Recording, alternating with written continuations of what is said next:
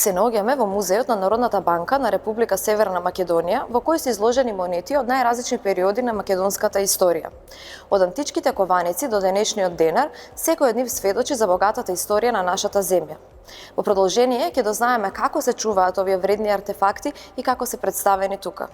Целта на формирањето на овој музеј во рамките на Централната банка беше да биде институционален обид за собирање, чување, заштита, проучување и промовирање на нумизматичкото културно наследство на нашата држава.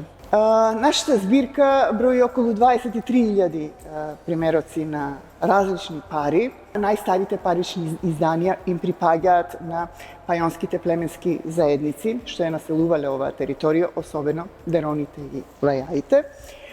И потоа, веројатно е добро да биде потенцирана паричната продукција на градот Охрид, односно античкиот Лихнит во вториот век пред нашата ера.